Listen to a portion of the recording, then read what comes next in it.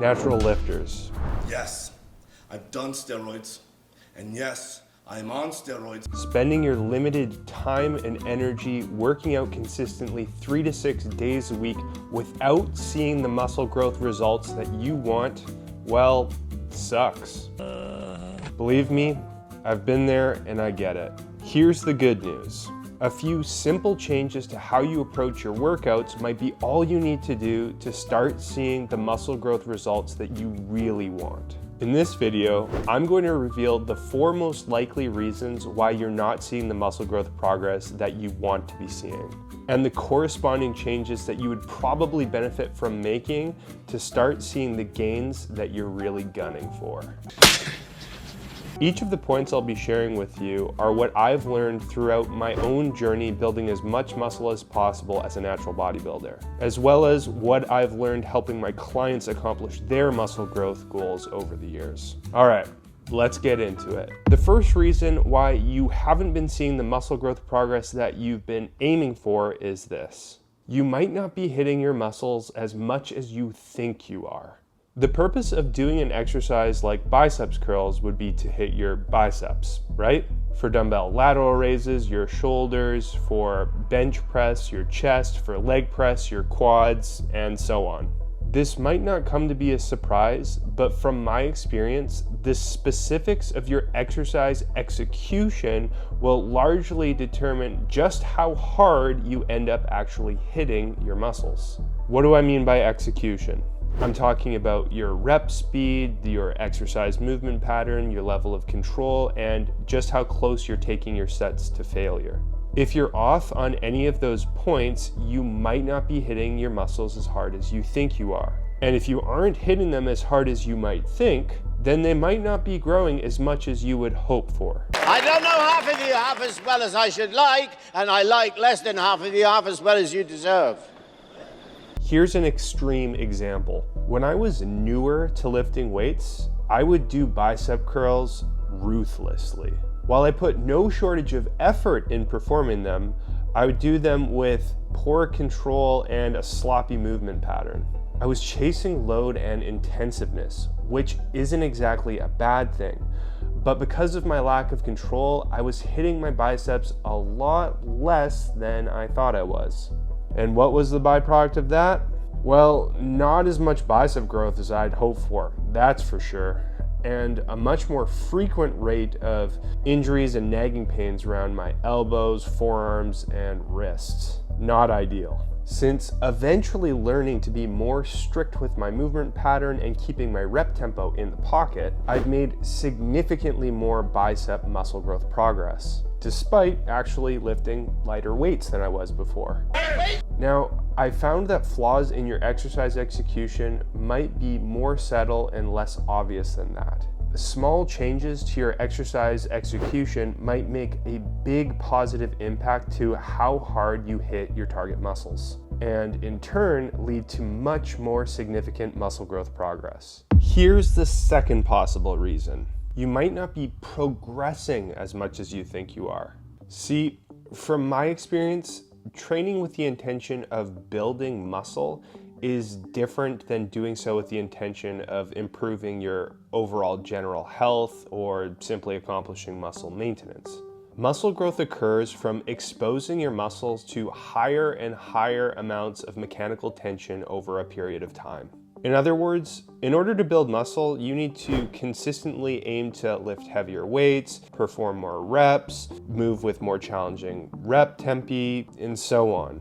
Doing so means regularly pushing your limits, which sure as heck isn't easy. Keeping that in mind, here's where I think we can unknowingly fall short. If you aim to train hard but don't track your progress, like in a training journal, an app, spreadsheet, or even just in your head if you have a good memory in that regard, then you might not actually be progressing as much as you think you are. Here's a personal example. Over the first several years that I lifted weights, I didn't really follow any planned progression scheme and certainly didn't track or record my progress. My approach was simply train as hard as possible for every session.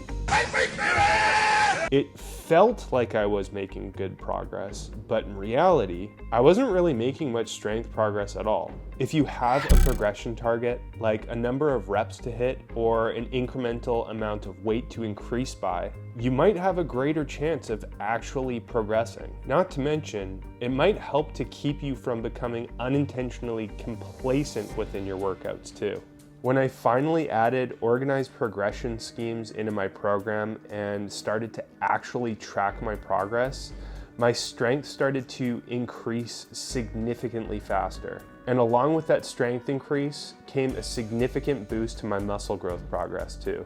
So if you aren't already incorporating a planned progression scheme into your program and tracking your progress regularly, doing so is seriously worth considering.